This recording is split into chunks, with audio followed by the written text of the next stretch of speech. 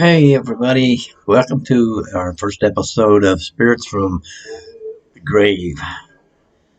Uh, this is going to be something a little different. We're gonna conjure up some spirits and bring them right to your house. No, no, we're not going to do that. We're just going to talk about it. Um, kind of do some storytelling here. What has happened and what we have been through with different experiences. And I'm telling you, if we could get somebody in here with us to tell their story, it'd be more interesting because I know there's a lot of people out there that have had some kind of uh, experience with spirits. I want to start out with when I was little. I'm talking, I don't know, 10 years old, maybe 11, somewhere in there. I was old enough to remember it. Uh, my my mom was on her way to work. No, let's back up. Let's back up a little bit. My mom had a dream. It was kind of like a dream, but yet it wasn't. You know what I mean? And she had felt the back of a hand going across her forehead like this, and to the other side. And the thing is, that hand was ice cold when it started. It was ice cold, and as it went across, it got warm, and she knew that that was her mom trying to contact her to let her know something's wrong. And the reason I say that is because when her mom or my grandma was canning something, I don't know, was this before I was born, she was doing some canning and she had cut her wrist on one of the jars. The jar broke and it cut her wrist, and then all her hand was numb and cold.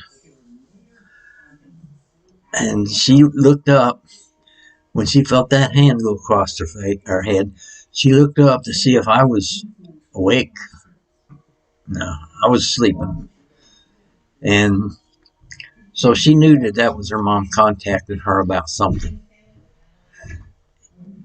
Well, she got up. It was time to get up and got ready for work. And it was like 8 or 9 miles to town. So we lived out in the country, not too far from a fortune teller. We had two fortune tellers. Fortunately, we had two fortune tellers within a mile of our house. And so she was on her way to work,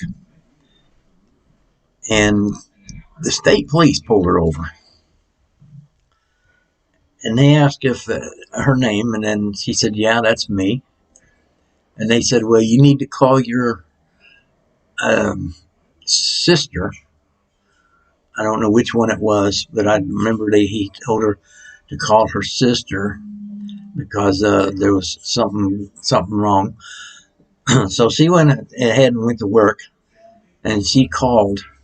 Now this is back. Now you're talking back in the '60s when state police, if somebody's trying to find somebody for an emergency, they will contact the state police and they'll try to find you. If you're not at home, if you don't answer your phone, and they know that you go from here to there for work, they'll keep an eye out and they'll catch up with you and pull you over and give you this information.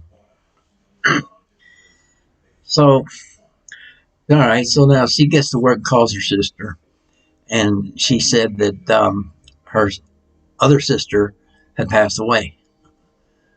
And it was about the same time her passing away as when my mom felt that hand going across her forehead. So her mom was trying to let her know that something was wrong. Now, that's when I first knew about spirits, paranormal, and all that stuff. And, spirits are real. I don't know about some of these paranormal television shows. Uh, some of them, I've been watching a lot of them, and I'm telling you, some of them, I just sit and laugh at them because there's no way this could be real. But they're making money off of it. I'm not. So I just don't understand myself why people don't believe in it. I can see that if people didn't believe in it, they'd have to see it first. Well, here I was, 10 years old, and I believe it because I heard it. I didn't see it, I heard about it. And, it's interesting, really, unless you get the wrong spirits in there. But take that off there for a little bit. And, it's there are spirits around, and the spirits gain their power, their strength through your fear. Now, I don't fear spirits, and I don't think that's probably one of the reasons why I never see any. But I do know that they exist from a lot of different experiences where things had happened and there's no other explanation for it. I give an example, and then I'm going to save the rest of it for stories. But I lived in a place that was about a half a block from a hospital, and there was a lot going on. The hospital was still going on. It was open for business, but when they decided to close it down because it was so full of asbestos that it wasn't safe. So they closed the hospital down, and they moved in with a bunch of contractors and stuff, and they're tearing this hospital apart. They spray it down with water, and they had a big fence around it where you couldn't get in there. And they would pull that asbestos out, spray it down, and put it in the containers and haul it away. Where I lived at,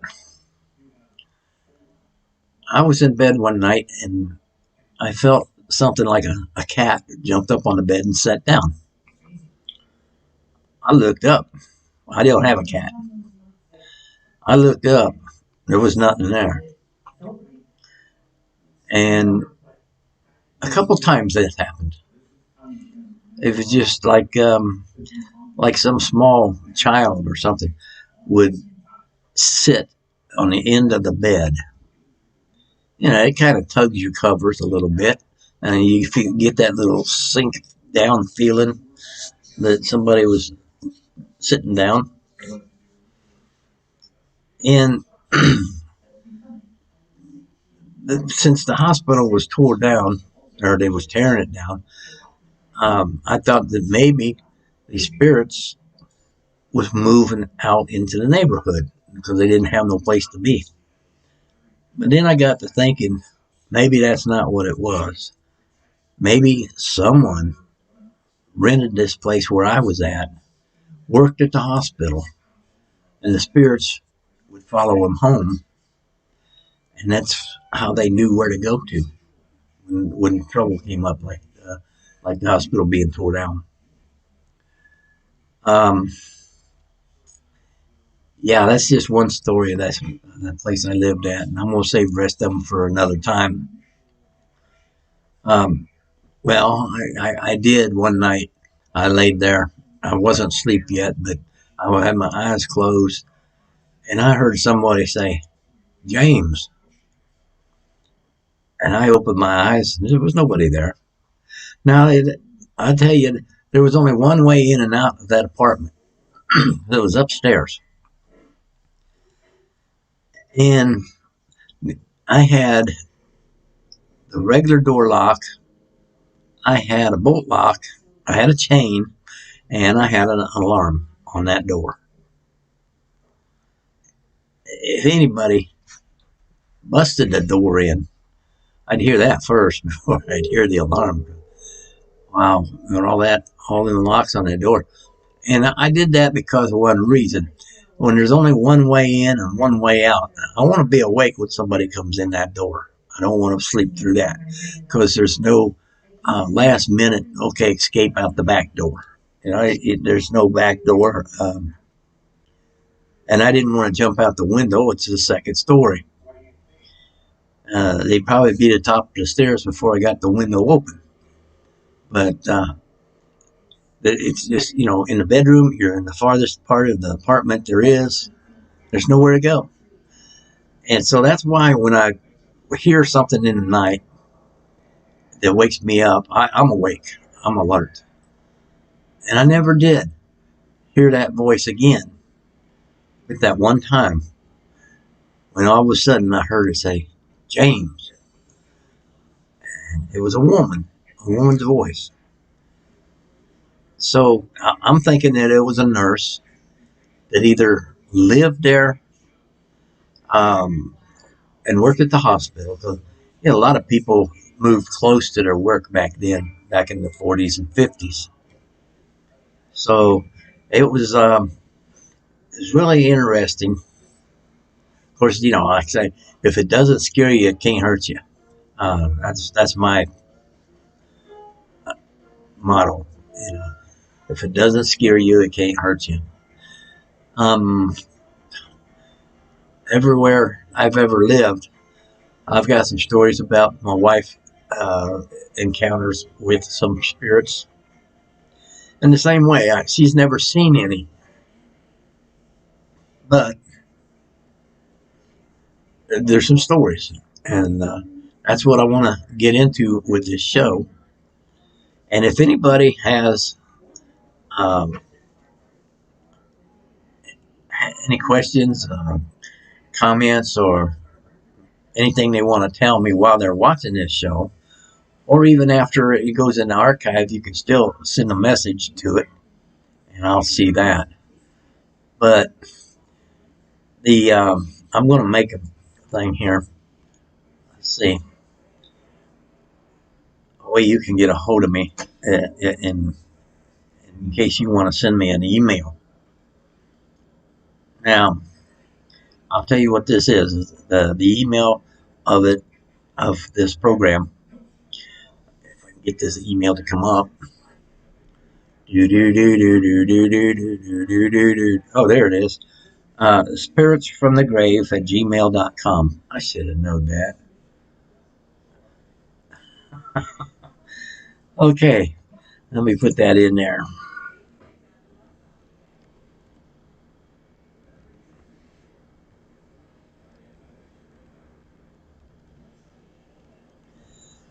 Never thought about that a while ago.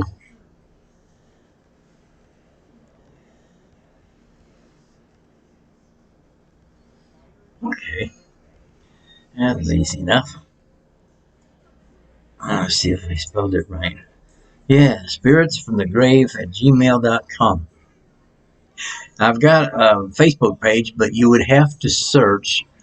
Uh, I can't get an address to make it simple. Not yet. I'm going to, but I just started it. And so on Facebook, you go to Facebook and search Facebook for Spirits from the Grave. It'll bring it right up. Matter of fact, I think it brings all everything I posted up. But you can send me a message from there. Um, one more thing you can do if you want to.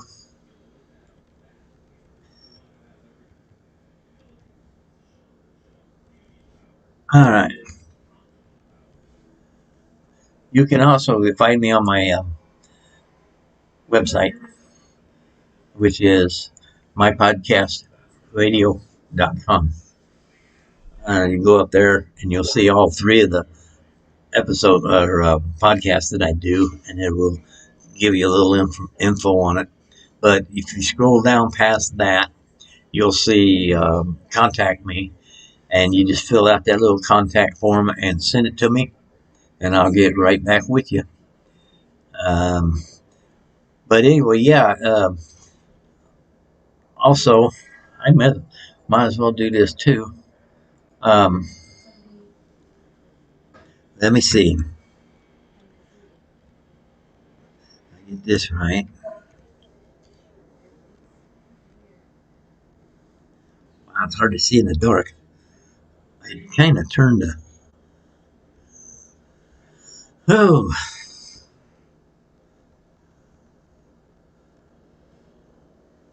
yeah, I'm doing real bad here. Now, here we go.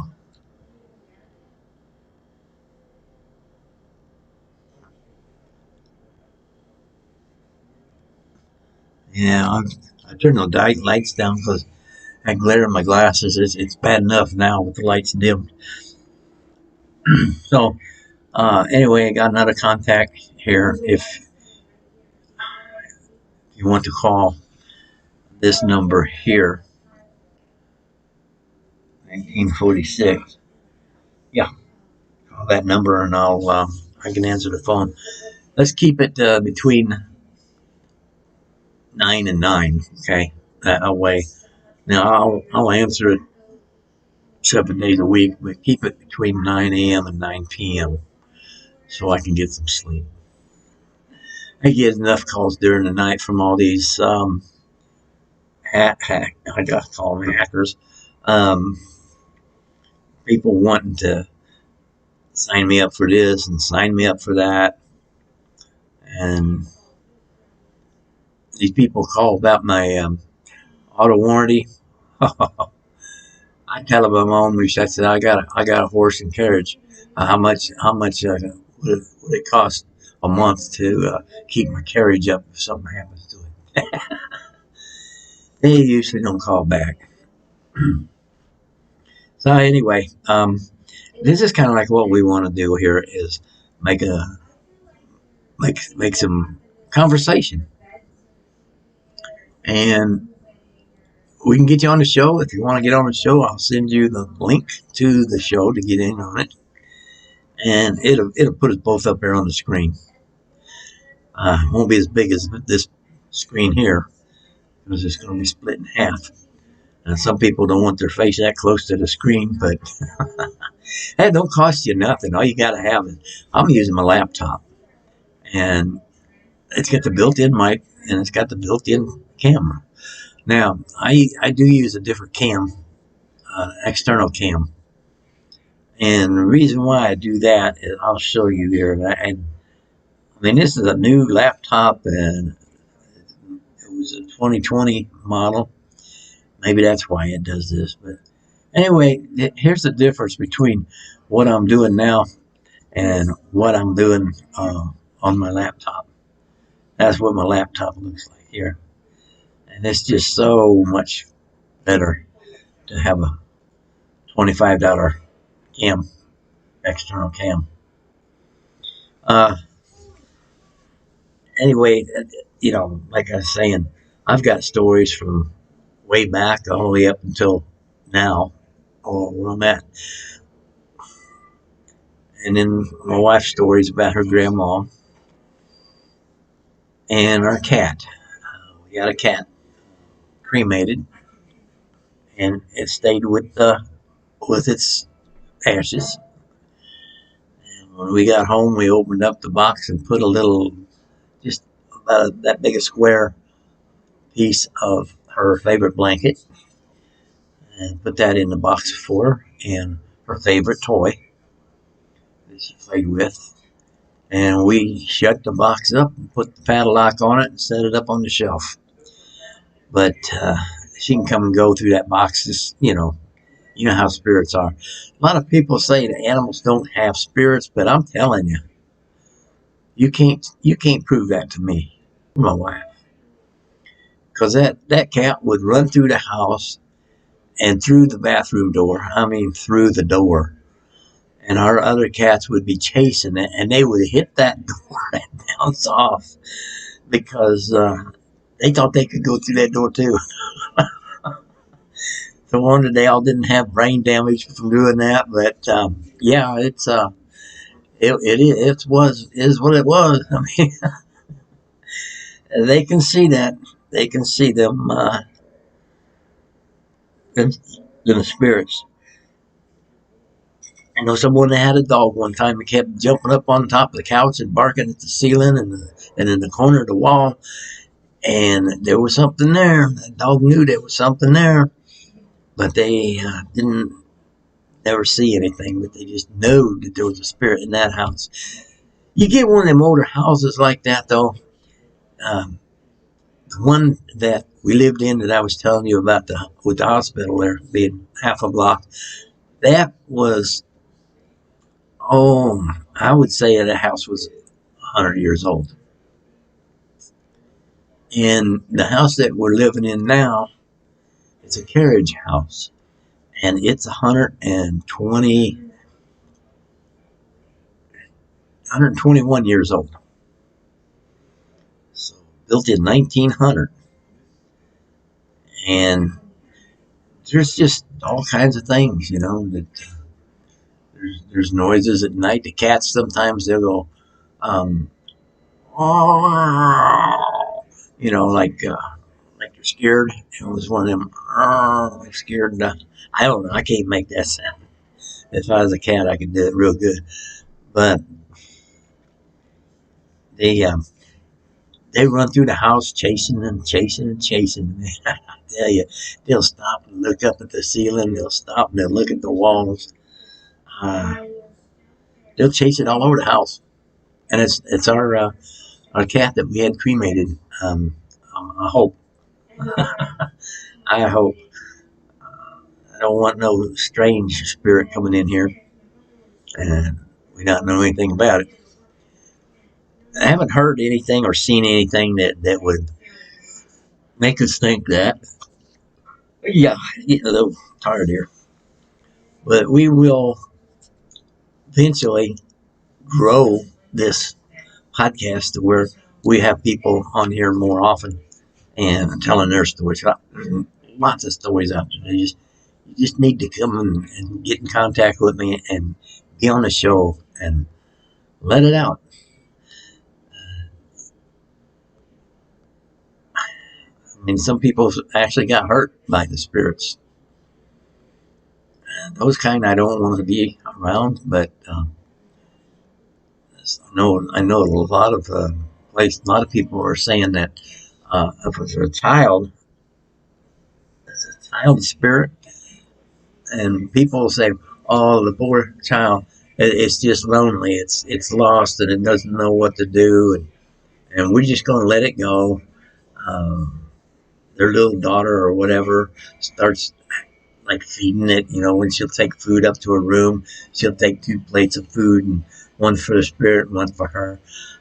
And that spirit starts turning into something bad.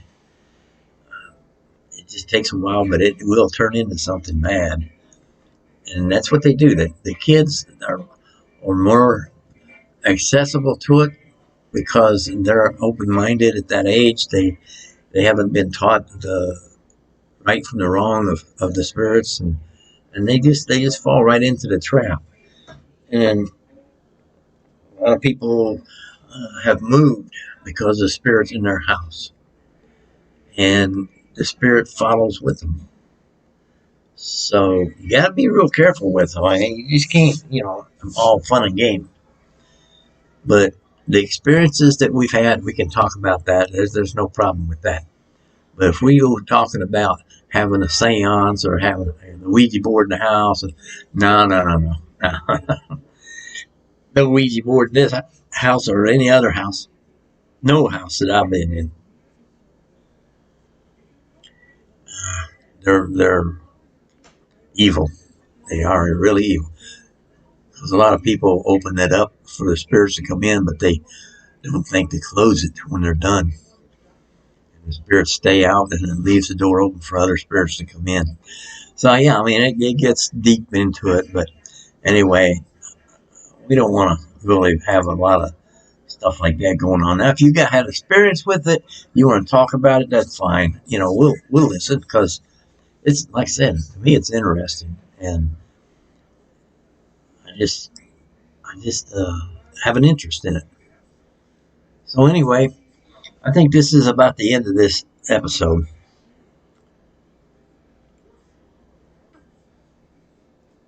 No, that's not spirit juice. That's Diet Dr. Thunder. Okay, just let you know. Here's to you. Okay, you got all the information to be in contact with us. If you want to write this down, we'll go through it one more time before we leave. Um, YouTube. I also run this on YouTube live.